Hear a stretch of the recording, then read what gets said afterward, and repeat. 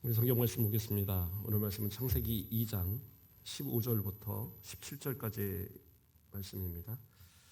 창세기 2장 15절부터 17절까지 구약성경 3페이지입니다.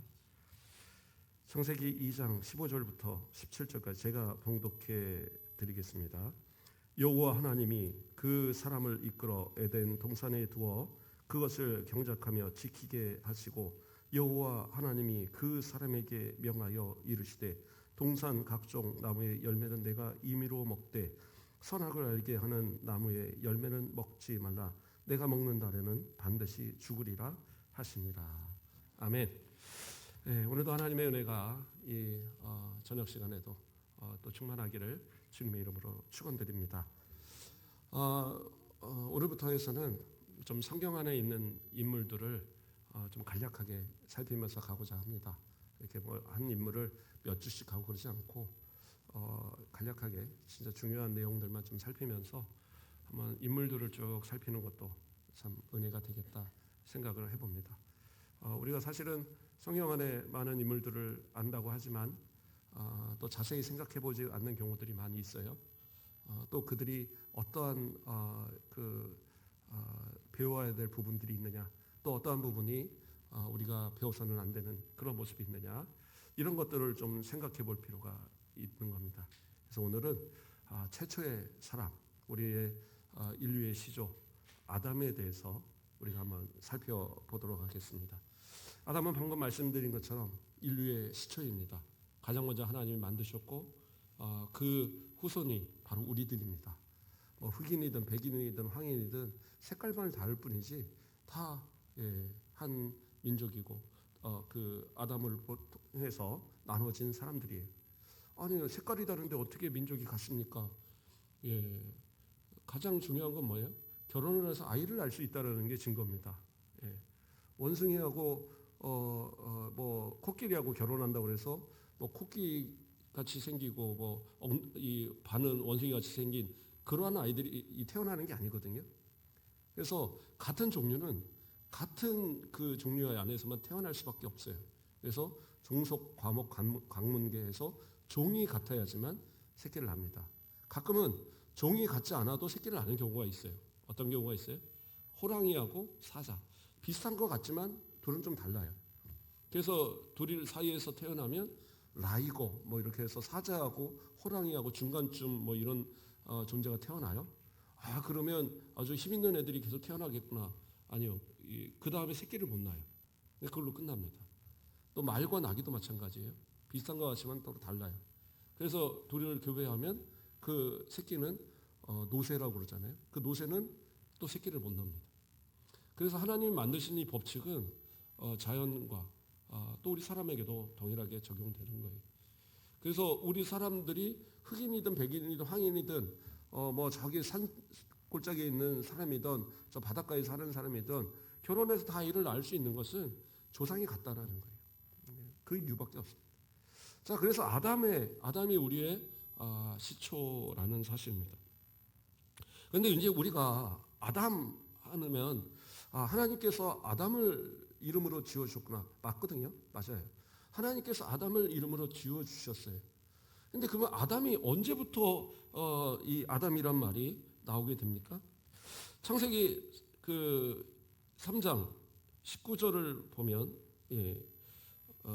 죄송합니다. 창세기 3장 19절이 아니라 창세기 2장 19절을 보면 여호와 하나님이 흙으로 각종 들짐승과 공중의 각종 새를 지으시고 아담이 무엇이라고 부르나 보시려고 그것들을 그에게로 이끌어 가시니 아담이 각 생물을 부르는 것이 곧 그 이름이 되었더라. 이렇게 나와요. 바로 2장 29절에서부터 아담이라는 이름이 처음으로 나옵니다. 그러면 이때 하나님께서 지어주셔서 이제 아담이라고 불렸나 보다. 그런데 이 아담이란 단어가 히브리어 원문에 보면 여기서 처음 나오는 게 아니에요. 그럼 어디서부터 나오냐 하면 창세기 1장 26절 말씀을 보면 이제 뭐 앞뒤 있으니까 찾아보면서 한번 보세요. 1장 26절 말씀을 보면 하나님이 이르시되 우리 형상을 따라 우리의 모양대로 우리가 사람을 만들고 이렇게 나옵니다. 여기서 말하는 이 사람이 히브리어의 원어로 보면 아담이에요. 아담. 아담도 아담이고 사람이란 단어도 아담이에요. 그래서 하나님께서 아담을 만들고 이렇게 나오는 거예요. 그러면 이 아담과 이 우리가 말하는 아담이 뭐가 차이가 있느냐? 그래서 아까 말씀드린 대로 2장 19절 전까지에서의 아담이란 단어는 다 사람으로 번역을 합니다. 왜 그러느냐? 이 아담이란, 이 사람이란 의미가 아담의 이름이기도 하지만 인류 전체의 대표성을 갖기 때문에 그런 거예요. 그래서 인류 전체의 대표성을 갖는 그 존재이기 때문에 그것을 사람이라고 명명한 거예요. 그러니까 원숭이, 호랑이, 사자 다 그 종류의 이름이잖아요. 그렇잖아요. 그런 것처럼 사람도 마찬가지로 사람이라는 이 아담이 아담의 이름으로 쓰일 땐 그냥 아담이지만 그러나 이것이 인류 전체의 대표, 인류의 전체 우리의 그 뭐라고 표현할까요? 종을 표현할 때는 그것을 사람이다라고 번역을 하는 거예요. 똑같은 단어인데 그렇게 달라져요. 그래서 그 의미를 보고 문맥을 보면 알 수 있어요. 그래서 아담이 우리의 조상이고 아담이 우리의 이 죄를 다 기원이라고 하는데 아담이 도대체 한 사람이 잘못한 게 우리한테 무슨 영향이 있습니까? 근데 그 영향이 바로 사람이라고 하는 대표성을 띠고 있기 때문에 그런 겁니다. 그래서 우리가 아담 그러면 단순히 그냥 옛날에 있었던 그 아담과 하와의 아담이다 이게 아니라 우리는 분명하게 인류의 대표성을 띠는 그러한 조상이다라는 걸 분명하게 알고 있어야 돼요. 자, 그것이 바로 아담인 겁니다.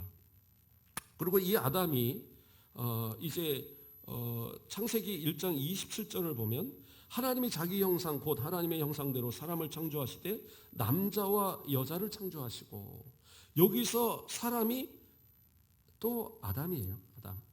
그러니까 사람을 창조하시는데 이 아담이라는 것이 아담, 남자만을 의미하는 게 아니라 여자도 포함된 단어라는 거예요. 그래서 사람이라고 한다면 모든 그리고 여기서 특별히 남자와 여자를 창조하시고 이렇게 나오잖아요. 그러니까 이것은 남자와 여자를 어떤 이 층을 두어서 남자가 먼저고 여자가 나중이고 이게 아니라 사람이란 범주 안에 동등하다는 의미를 갖고 있는 거예요. 왜냐하면 이 앞서서 1장에 또 나오는 이러한 모습들 또 이후에 이 짐승들 방금 읽었던 각종 들짐승과 공중에 각종 새를 지으시고 이렇게 했을 때 그 종류에 대해서만 말씀하시지 암컷을 만드시고 수컷을 만드시고 수컷을 만드시고 암컷을 만드시고 이런 식으로 말씀 안 하시거든요. 근데 사람에 대해서만큼은 사람을 만드시되 남자와 여자를 만들었다라고 이야기하고 있어요. 그러니까 이게 어떤 의미입니까? 하나님께서 만드실 때 그런 고하를 만드신 게 나눠서 만드신 게 아니라 동등한 그리고 이 남자 여자가 다 아주 존귀한 존재로 특별하게 만드셨다라는 것을 말씀하고 있는 거예요. 그래서 구분되게 그래서 짐승들은 그냥 하나님 말씀으로 지으신 거예요. 말씀으로 그 코에 생기도 사람만 부어주셨잖아요. 나머지는 그냥 말씀으로 야 너 살아 움직여 그냥 움직인 거예요. 그러나 사람은 특별하게 만드셨어요. 그리고 그 코에 생기를 부어넣어 주셨어요. 여자도 나중에 만들긴 했죠. 그러나 분명히 여기서는 사람을 만드실 때 남자와 여자를 만들었다는 의미는 뭐냐면 순서의 차이는 있었지만 그러나 동등하다는 거예요. 그걸 강조하고 있는 것이고 여자도 마찬가지로 아담의 갈비뼈를 통해서 만들었지만 그 코에 생기를 부어넣은 것은 마찬가지인 거예요. 그렇게 해서 남자와 여자를 만드셨어요. 그래서 그 모든 것을 남자와 여자를 포함한 단어로서도 아담이라는 단어를 쓰는 거예요. 그래서 우리가 영어에서 보면은 여자와 여자는 우먼이고 남자는 맨이지만 또 인류라는 의미에서는 맨이라는 단어를 같이 쓰잖아요. 그러니까 그런 것처럼 아담은 그런 이 남자와 여자를 또 합친 그러한 인류란 개념 속에 아담이란 단어, 조상이란 개념도 있지만 대표란 개념도 있지만 인류 전체를 칭하는 그러한 명사로도 사용을 합니다. 또 아담이라는 그런 말에 그러면 뜻은 어떠한 뜻이냐?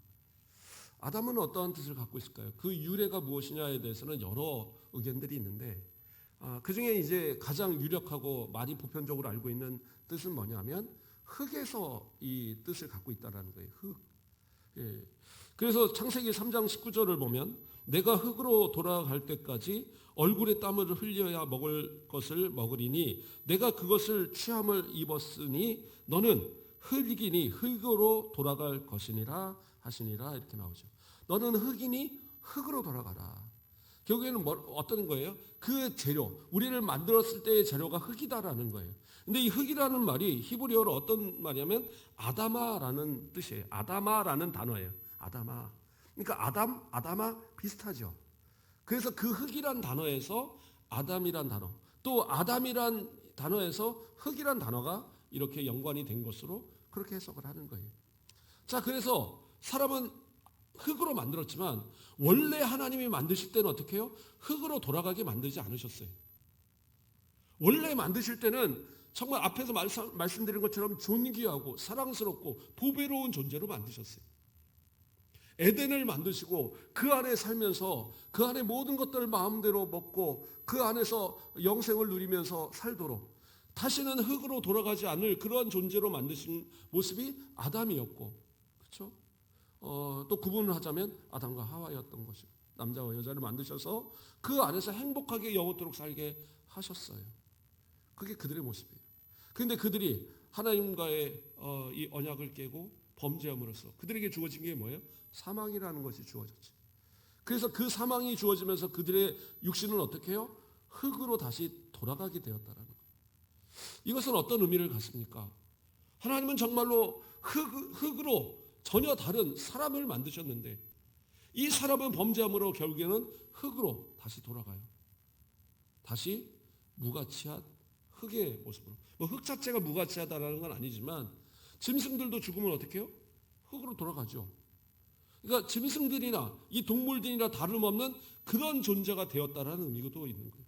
형벌이잖아요. 형벌. 어떻게 보면 우리가 누려야 하고 당연하게 누릴 수 있었던 그 영생을 우리의 인류의 대표인 우리의 믿음의 조상인 가장 첫 번째 사람 이 아담이 범죄함으로 인해서 그 믿음을 깨고 그 언약을 깨므로 인해서 그 형벌이 우리 모두에게 주어져서 결국엔 우리도 다 흙으로 돌아가는 존재가 되었다라는 거예요. 그래서 바로 이 아담은 그러한 역할을 한 모습입니다. 자, 하나님께서는 아담을 만드실 때 아담에게 또 특별한 부탁을 하셨어요. 명령을 하셨죠. 뭐라고 하셨습니까? 창세기 1장 28절을 보면 하나님이 그에게 복을 주시며 하나님이 그들에게 이르시되 생육하고 번성하여 땅에 충만하라 땅을 정복하라 바다의 물고기와 하늘의 새와 땅에 움직이는 모든 생물을 다스리라 이렇게 얘기하셨어요. 그렇죠? 번성하고 또 정복하고 다스려라 말씀하셨어요. 이것을 보통 문화명령이다라고 얘기하고 있어요. 그래서 이 모든 세상 만물을 잘 하나님의 뜻 가운데 잘 운영하면서 잘 개발하고 더 발전시키고 하는 이러한 모든 것들을 누가에게 맡기셨냐? 하나님께서 아담에게 맡기셨어요. 사람에게 맡기셨다라는 거예요. 그래서 이 모든 것을 감당해야 될 그 사명이 누구한테 있느냐? 사람에게 있는데 사람이 그 사명을 저버리고 나니까 어떻게 해요? 더 이상은 이 자연이 호락호락하게 순종하지 않아요. 어떻게 보면 손쉽게 얻을 수 있었던 것들을 땀을 흘려야지만 얻게 된 것처럼 무엇인가를 만들어내고 무엇인가를 하기 위해서는 그러한 어려움들이 항상 닥칠 수밖에 없어요. 그럼에도 범죄한 인간들에게 아직도 이 문안 명령은 유효합니다. 다만 죄악에 물든 그러한 모습으로 해서는 안 되고 신앙의 모습으로 믿음의 모습으로 하나님께서 맡기신 것을 존귀하게 여기고 그것을 사랑하면서 정말 발전시켜 나가는 것 그게 우리에게 주어지는 명령이고 지금도 우리가 행해야 될 모습이다라는 거예요. 그래서 문화명령 이건 상당히 중요하고 그래서 자연을 파괴하고 무분별하게 훼손하는 거 사실 그거 좋은 것 아닙니다. 예. 우리나라는 이렇게 쓰레기 분리배출도 이렇게 잘 하고 있지만 그래도 결국에는 그러한 쓰레기들로 인해서 많은 어려움들을 나타내죠. 짐승들이 그거 먹고 배탈 나갖고 이 배출도 못하고 그러다가 배만 빵빵해져갖고 물고기 같은 것들이 막 물에 둥둥 떠다니잖아요. 거의 죽어갖고 또 죽기도 하고. 그 배 갈라보면 막 온갖 쓰레기들이 나오고. 사실은 우리 인간이 우리의 편리를 위해서 너무나도 잘못된 모습들을 보이는 게 있죠. 하나님께서는 어떻게 해요? 그 모든 것을 올바로 잘 다스리고 정복하고 그것을 갖고 가라고 명령하신 건데 우리가 죄가 있다 보니까 이 죄성이 우리로 인하여 그런 것을 올바른 인식을 하지 못하도록 만들고 있다는 거죠. 그래도 지금은 많이 좋아졌지만 예전에는 보면 길거리에 가다가 뭐 빵 하나 사 먹어도 병지 같은 거 바닥에다 그냥 버리고 갔잖아요. 그래도 아무로도 이상하게 생각 안 했어요. 그렇죠? 심지어는 그 담배 뭐 이런 피시는 분들 보면 그냥 요즘도 그런 분들이 있기는 하는데 차 타고 가다가 그냥 밖에다 막 던져버리죠. 그래갖고 어떤 경우는 그 꽁초가 다른 이 차 여름에 문 열었는데 거기로 들어가갖고 막 뒷좌석에서 막 연기가 펄펄 나. 이거 왜 그러냐 했더니 불나갖고 난리가 나. 그런 일도 이제 과거에 뉴스에도 많이 나오고 그랬었는데 어쨌든 이러한 문화 명령을 또 아담은 받았고 그 아담의 받은 명령이 우리에게도 또 적용되고 있다. 왜요? 여기서 말씀하시는 이 사람, 그 사람은 우리 모두를 이야기하고 있는 겁니다. 자, 또 넘어가 보겠습니다. 창세기 2장 7절 말씀을 보면 여호와 하나님이 땅의 흙으로 사람을 지으시고 생기를 그 코에 불어넣으시니 사람이 생명이 되니라 이렇게 하고 있어요. 아까 잠시 말씀드렸지만 사람이 짐승과 다른 것은 뭐냐면 하나님께서 그 코에 생기를 불어넣으셨다라는 거예요. 친히. 물론 우리가 생각하는 것처럼 하나님께서 뭐 우리 코를 잡고 부르셨나 보다. 그거는 이제 우리의 이해를 돕기 위해서 이렇게 표현을 한 거죠. 하나님은 영이시기 때문에 뭐 우리가 생각하는 것처럼 가갖고 막 잡고 흔들고 뭐 코 벌려라 하고 뭐 불고 이런 게 아니에요. 그렇지 않습니까? 옛날에 그런 거 해보셨나요? 어린 애기들 코 막히고 그러면 저도 해봤는데 코에다 대고 막 쪽 빨아갖고 그 콧물 빼주고 안 그러면 애가 숨을 잘 못 쉬니까 그걸 알고 보니까 이 약국 가니까 그 빼는 기계가 있더라고요. 그 돈 10,000원이면 사는 걸 몰라갖고 처음에 막 애는 싫다고 그랬는데 억지로 막 빼주고 나중에 이제 기계로 갖고 빼주기도 하고 그런 것처럼 뭐 하나님께서 그렇게 하지는 않으셨을 거예요. 그러나 어떤 이 모습은 하나님께서 친히 그 생기를 불어넣어 주셨다는 거예요. 그래서 생명이 되었다. 근데 생명이 되었다는 건 살아 움직이는 존재가 됐다는 의미인데 우리는 이제 생각하기에 그러면 이 생명이란 말이 대단히 특별한 말인가 보다. 사실 그렇지는 않아요. 여기서 생명이라고 이렇게 번역을 했지만 짐승들에게도 사용이 되는 단어입니다. 짐승들은 어떻게 해요? 사람 움직이는 것. 이런 식으로 이제 해석을 하고 우리에게서는 생명이라고 번역을 하는 거예요. 근데 그것이 특별한 이유는 뭐예요? 그 코에다가 하나님께서 친히 생명을 불어넣어 주셨으니까. 그 생명 안에 영혼과 모든 것이 다 포함이 되겠죠. 그걸 불어넣어 주셔서 우리로 살아 움직이고 또 이렇게 지각하고 생각하고 그리고 우리의 영혼이 죽으면 천국을 갈 수 있는 이런 존재로 만드신 것이 하나님께서 특별하게 만드신 존재라는 거예요. 그렇게 사랑스럽게 만드신 존재가 우리예요. 그리고 그 만드신 사람을 어디다 두었어요? 에덴을 만드셔서 거기다가 살게 하셨습니다. 거기에 살게 하면서 또 하나님께서는 뭐라고 하셨어요? 그 사람과 언약을 맺으셨습니다. 창세기 2장 16절에 17절 여호와 하나님이 그 사람에게 명하여 이르시되 동상 각종 나무의 열매는 내가 임의로 먹되 선악을 알게 하는 나무의 열매는 먹지 말라. 내가 먹는 날에는 반드시 죽으리라. 이렇게 얘기합니다. 여기까지는 아직 사람이란 단어를 쓰고 있어요. 그러니까 똑같은 아담인데 마찬가지로 사람이라고 번역을 합니다. 왜요? 인류의 대표로서 지금 하나님과 언약을 맺으신 거예요. 언약을 맺은 겁니다. 그래서 이 동산에 있는 모든 나무는 네 맘대로 먹어. 내가 다 먹도록 허락할게. 근데 뭐예요? 동산 중앙에 있는 선악을 알게 하는 나무의 열매를 먹지 말라는 거예요.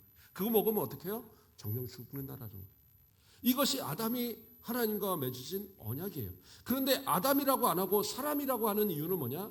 이것은 아담뿐만 아니라 하와뿐만 아니라 우리 모두에게 다 적용되는 그러한 언약이기 때문에 이것을 번역할 때에 아담이라고 번역 안 하고 사람이라고 번역하고 있는 거예요.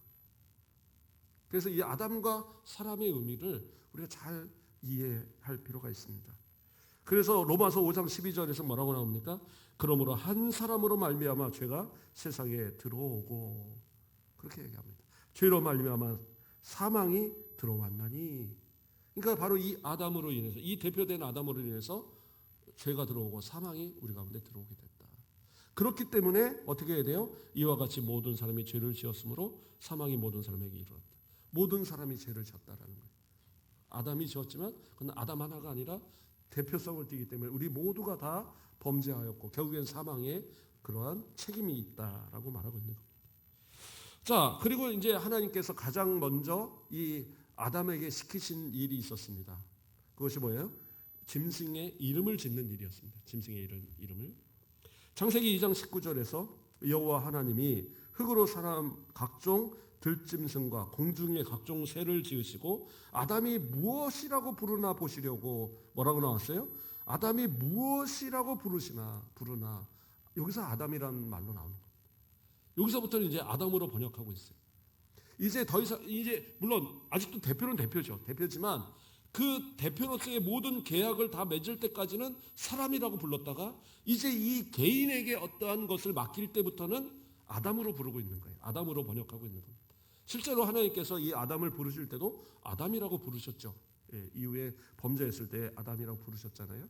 그러니까 그거는 이제 자신의 이름이 분명합니다. 하나님이 지어주신 이름이에요. 자, 그런데 여기서 잘 보면 하나님께서 아담이라는 이 아담에게 말씀하시면서 뭐라고 얘기하셨어요? 모든 이 이름들을 지으라고. 그렇죠? 흙으로 각종 들짐승과 공중의 새를 지으시고 아담이 무엇이나 부르나 보자. 그리고 그 이름을 짓도록 아담에게 명령하신 거예요. 그러니까 가장 먼저 하나님은 누구의 이름을 지었어요? 아담의 이름을 지어주셨어요. 그리고 아담에게 명령해서 모든 이 짐승들의 이름을 지라고 하셨어요. 그러면 이름을 짓는다라는 것은 어떤 의미냐? 그것은 바로 내가 그 이름을 받는 대상보다 우월한 존재다라는 의미예요. 그러니까 종속의 개념을 본다 그러면 내가 주인이고 네가 종이라는 개념이. 그게 바로 이름을 져주는 겁니다. 옛날에 그 조선시대 뭐 이런 거 사극 같은 거 보면 뭐 삼돌아 뭐 이런 거 부르고 무슨 개똥아 막 부르잖아요. 그 종들 부를 때 누가 이름을 졌어요? 주인이 진 거예요. 이름이나 좀 이쁘게 짓지. 꼭 맨날 나오면 무슨 마당새야 막 부르고 뭐 다 그런 거. 그런데 그러한 이름들을 짓는 이 이름은 뭐예요? 내가 너의 소유다라는 거예요. 네가 내 소유다라는 거예요. 마찬가지로 부모가 자식의 이름을 짓는 이유는 뭡니까? 내가 너의 책임자라는 거죠. 그래서 자녀들이 부모에게 순종하고 효도해야 되는 가장 큰 이유는 뭐냐? 내 이름을 부모가 지었기 때문에. 저는 할아버지가 졌는데요. 그것도 부모가 허락을 하니까 된 거지. 그게 뭐 할아버지가 지고 할머니가 졌다고 그러면 우리 아버지는 나 책임 없어요. 그건 아니잖아요. 부모가 그 이름에 대한 허락을 하고 어쨌든 그것이 너의 이름이라고 인정했으니까 된 거예요. 저 원래 이름은 우리 할머니가 지은 이름이 범수라는 이름이 있었거든요. 그런데 우리 아버지가 호적 올리러 가면서 싫어. 그러고 모세라고 올려버린 거예요. 그래서 모세가 됐습니다. 그래서 저희 아버지가 너무 미안해서 그래서 친척들 모였을 때는 저 어렸을 때는 범수라고도 불렀어요. 자주 범수라고 이름을 불렀는데 이제 어느 때부터는 이제 어른이 되니까 이제 모세라고 다 불러주시더라고요. 근데 어쨌든 부모가 짓는다, 이름을 짓는다라는 것은 그 책임자 그리고 그 자녀는 부모의 그 부모의 지시에 따라야 되는 그러한 위치에 있다라는 것이 또 이름을 짓는 의미가 되는 거예요. 자, 그러면 참고로 이 아담이 하와라는 이름, 여자의 이름을 하와라고 지은 때가 언제입니까? 언제예요? 처음 만났을 때는 그렇게 하지 않았어요. 내가 이씨니까 너는 이샤다라고 이렇게 말을 했어요. 남자에게서 났으니 여자다 이랬어요. 이건 이름이 아니에요. 이름이 아니라 같은 종류라는 의미예요. 그래서 나는 이씨이다. 그리고 이씨, 이샤라는 단어가요. 앞에서 말할 때 남자와 여자를 지으시고다라는 단어하고는 달라요. 그래서 앞에 그러니까 이 아담이라는 단어가 남자라는 단어인데 여기서 말하는 남자는 이씨잖아요. 이씨인데 그러면 여기서 아담과 이슈의 차이는 뭐냐면 이슈는 좀 더 존귀한 이름이 돼요. 그래서 다른 이제 성경의 다른 부분에서 나올 때 아담은 좀 천한 것. 왜요? 흙이잖아요. 우리가 생각할 때 흙은 낮은 개념이잖아요. 그런데 이슈라는 개념 속에는 이 남자라는 개념 속에는 약간 높고 존귀하다는 이런 이름이 포함이 되어 있다고 합니다. 그러니까 무슨 얘기예요? 내가 존귀한 존재니까 너도 존귀한 존재야. 이게 이슈와 이슈아인 거예요. 이해가 되시나요? 네. 그래서 이름을 그때 짓지 않았어요. 그런데 언제 졌어요? 범죄한 이후에. 에덴에서 쫓겨나기 직전에. 그때 뭐라고 그랬어요? 하와라고 이름을 지어요. 이름 자체는 좋은 이름입니다. 나쁜 이름은 아니에요. 예, 하와라는 이름은 생명이란 뜻이에요. 그래서 모든 살아있는 자의 어미가 되었다. 아주 좋은 이름 같죠. 그러나 그 이름을 짓는 한쪽의 의미 속에서 뭐예요? 너 때문에 범죄하게 된 거야. 그러니까 너 이제는 까불지 마. 내 말 들어. 라고 하는 의미가 바로 이름을 져주는 거예요. 그래서 뭐 성경에 뭐 이런 자세한 건 안 나오지만 지금 이 이름을 짓는다는 이 과정 속에서 유추할 수 있는 내용입니다. 자, 그리고 아담이 이제 에덴에서 쫓겨난 이후의 삶은 어떡합니까? 뭐 많이 나오진 않습니다. 그 다음엔 바로 가인과 아벨, 셋으로 이어지니까. 근데 이 세 명의 아들들을 낳으면서 이름을 지었어요. 뭐라고 지었습니까? 첫째는 가인. 가인이란 뜻은 어떤 뜻이 있느냐? 뭐 불달한 의미도 들어있다고도 하는데 보통은 이 가인이라는 이름은 세운 자, 얻은 자 이런 의미를 갖고 있다고 그래요. 그래서 좀 긍정적인 의미를 갖고 있어요. 그래서 이렇게 쫓겨는 났지만 생육하고 번성하라 말씀하신 그 명령을 따라 아이를 낳게 됐다라는 이것. 결국에는 하나님께서 우리를 용서하시는 것 아니야? 라는 그런 희망적인 생각을 가졌던 것 같아요. 그래서 가인이라고 이름을 졌는데 그런데 어떻게 해요? 인생은 달라지지 않아요. 똑같이 수고해야 되고 똑같이 땀 흘려야 되고 똑같이 어떻게 보면 점점 몸은 쇠약해져 가고 이런 것을 느끼는 거죠. 아담이 930세를 살았습니다. 그렇지만 우리가 잘 아는 것처럼 어느 정도 이상이 나이가 되고 나면 그 다음부터는 더 이상 뭐 성장하고 그렇지 않아요. 그러니까 어쩌면 한 50대, 60대 여기까지는 이제 뭐 건강하겠죠.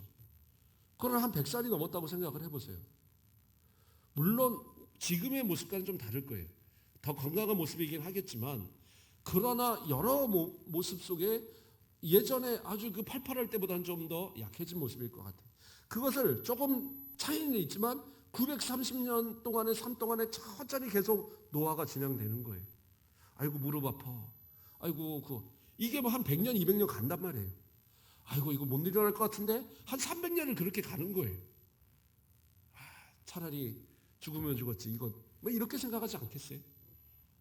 그래서 물론 이제 아벨은 100살이 되기 전에 아마 낳았던 것 같아요. 이 셋을 130세에 낳았으니까. 그런데 그때 이 아벨의 이름을 지으면서 그 뜻은 어떤 의미를 갖고 있냐면 허무하다. 허무라는 의미를 갖고 있어요. 그러니까 가인을 낳고 뭔가 달라질 줄 알았는데 안 달라지는 거예요. 그러니까 둘째를 낳고도 마음이 실족해서 허무하다라는 이름을 지어요. 그게 아벨이에요. 근데 그 인생을 어떻게 해요? 진짜 허무하게 형한테 맞아 죽어요. 최초의 산이. 이게 어떻게 참 가능합니까? 그래서 이름도 잘 지어야 돼요. 우리 개똥이 막 이런 거 짓지 마시고 자녀들 이름 잘 지어야 되고 손주 이름 지어달라면 정말 고심해서 잘 지으시고 그래도 참 고르기 애매하다. 그럼 저한테 와서 저와 같이 고르자고요. 성경 안에 쫙 펴놓고 이름을 고르든지 그거 아니면 어디 가서 장명서 같은 거 이런 거 하지 마시고 제일 엄마 아빠가 생각할 때 진짜 아이 위해서 필요한 거 이런 거 지어주면 되고 할머니 할아버지가 사랑스럽게 정말 이 이름 했으면 좋겠다 이런 거 지어주세요. 그러면 되지. 굳이 어디 가서 뭐 한자 따져갖고 괜히 그런 이름 함부로 짓다가 하나님 앞에 믿음 잃어버리고 그런 모습 되면 안 돼. 자, 그리고 나서 이제 마지막에 태어난 아들의 이름은 뭐예요? 셋. 세 번째 태어나서 셋이 아니라 셋이라는 이름으로 지었어요. 그 뜻은 어떠냐? 놓다, 정리하다, 임명하다라는 이런 뜻에서 파생된 단어예요. 그래서 대신해서 임명했다 이런 뜻을 이제 죽게 됩니다. 이게 무슨 얘기냐? 아벨을 대신해서 죽었다라는 거예요. 아벨이 죽으면서 어떻게 보면 아담은 또다시 실망했을지 몰라요. 하나님, 이 범죄한 아들은 가출해도 도망 나가버렸고 이제 둘째 있던 아들은 죽어버렸고 하나님 어떡합니까? 그런데 어떻게 해요? 셋을 대신 주어서 그 믿음의 계보를 잇게 하셨다라는 거죠. 그래서 셋이라는 이름을 지었다고. 이것이 이제 아담의 모든 인생을 제가 짧게 좀 정리를 해봤습니다. 아담은 하나님께 가장 사랑받았던 존재고 가장 하나님을 닮도록 만들어진 존재이고 그리고 어떻게 보면 그 하나의 책임을 통하여서 정말 영생에 그리고 가장 큰 축복을 에덴에서부터 모든 이 복을 우리 후손들에게 줄 수 있던 그런 존재였어요. 그러나 그 하나의 잘못은 그 불신앙의 모습은 결국에는 사망이라는 것을 그 모든 인류의 후손들에게 남겨주었다라는 거죠. 저와 여러분이 이 아담을 통해서 배울 건 딱 하나입니다. 우리는 어떻게 신앙생활을 할 것이냐. 우리는 하나님께 받은 이 은혜를 어떻게 우리 후손들에게 전달할 것인가. 아이고 아담이 그때 범죄만 안 했으면 에덴에서 먹고 놀 텐데 이런 거 생각하지 마시고 우리 뭐 부모가 내게 못 남겨준 거 이런 것도 너무 뭐 그러지 마세요. 우리 조상들이 뭐 못 남겨준 거 어떻게 하겠어요. 우리 아버지한테 안 남겨준 거 할아버지가 안 남겨주셨고 그 증조 할아버지가 안 남겨주시고 안 남겨주셔도 그런 걸 어떻게 하겠어요. 그럼 어떻게 해요? 나는 남겨주자고요. 물질은 많이 못 남겨줄지 몰라도 믿음은 남겨줄 수 있잖아요.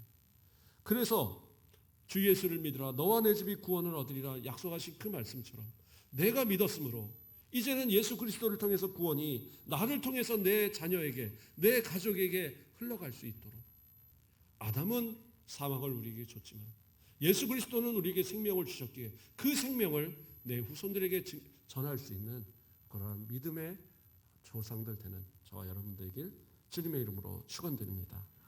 기도하겠습니다. 사랑의 하나님 감사를 드립니다. 인류의 조상 아담 하나님의 사랑을 받았으나 그 욕심이 결국에는 그 모든 것을 다 잃게 하고 또 우리 후손들에게까지 사망의 이 고통을 넘겨주었던 것을 바라봅니다.